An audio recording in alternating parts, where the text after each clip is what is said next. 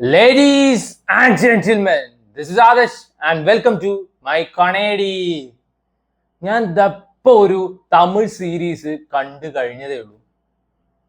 വട ചെന്നൈ പോലത്തെ സിനിമകൾ ഇഷ്ടമുള്ളവരാണെങ്കിൽ ഈ സീരീസ് കണ്ടോ. അങ്ങനെ പറയാനാണ് ആദ്യത്തെ ഒരു 2 എപ്പിസോഡ് കണ്ടപ്പോൾ ഞാൻ വിചാരിച്ചത്. പിന്നെ നടന്ന കാര്യം ഞാൻ പറയാം.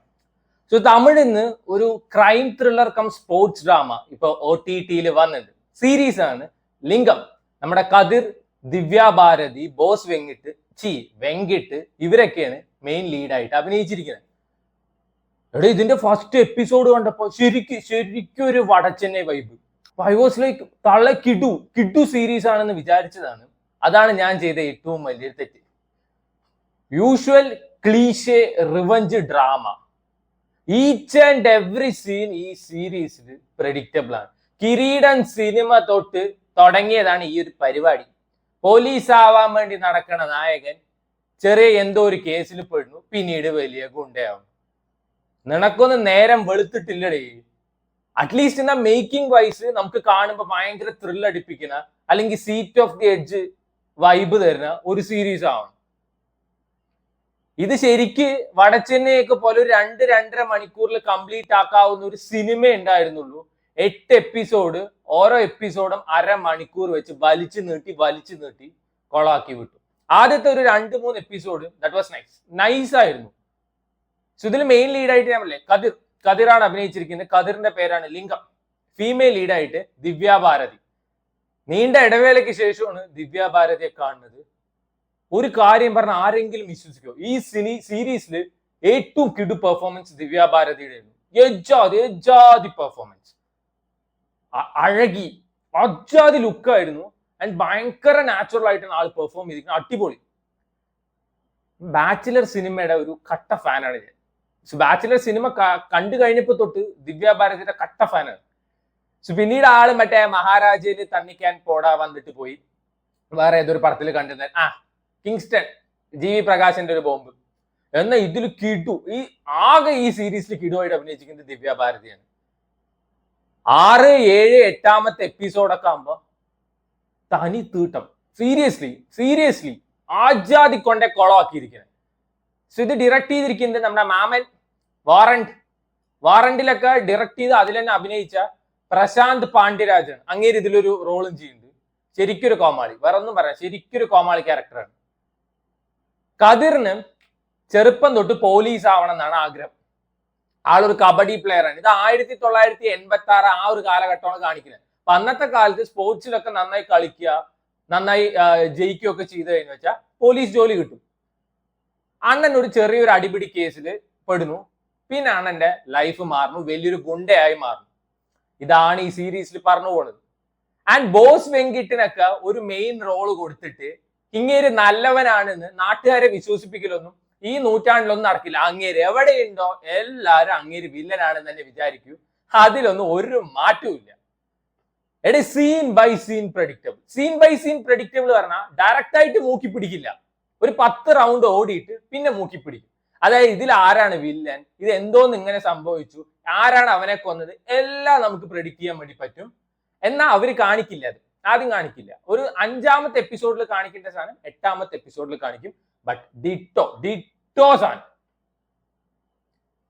6ാമത്തെ 7ാമത്തെ എപ്പിസോഡൊക്കെ ആയപ്പോ വിറ്റങ്ങളുടെ കോമാളിക്കളി സഹിക്കാൻ വയ്യ. ഒരാളെ കൊല്ലണം വെച്ചാ കതിർ പോയിട്ട് പറയണം, നിനക്ക് ഞാൻ 30 ദിവസം ഡ്യൂറേഷൻ തരും, നീ അതിന്റെ ഉള്ളിൽ പോയിട്ട് നിനക്ക് ഇഷ്ടമുള്ള എന്ത് വേണമെങ്കിൽ ചെയ്തോ, എന്നിട്ട് 31ാം ദിവസം ഞാൻ വന്ന് കൊല്ലുന്നു.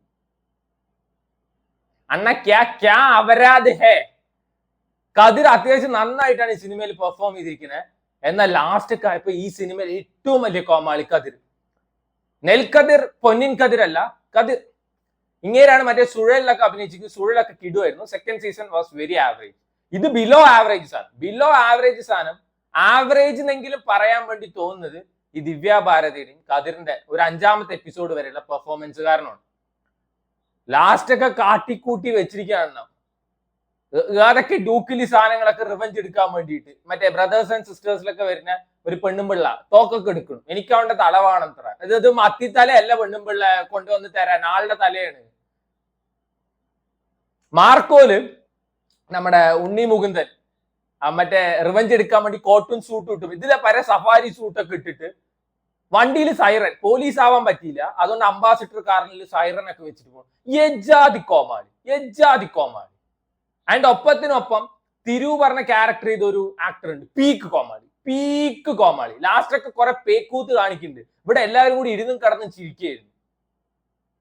അടിപൊളി പ്ലോട്ടായിരുന്നു. വടച്ചിനെ പോലെ പെട്ട സാധനം പിടച്ചു വിടായിരുന്നു.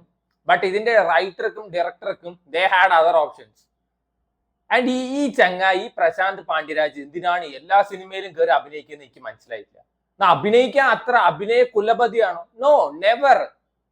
മറ്റേ വാറന്റ് പറഞ്ഞ സീരീസ് കണ്ടിട്ട് തന്നെ പല സമയത്തും ഇങ്ങനെ പെർഫോമൻസ് കണ്ട് ചിരിയാണ് വന്ന്.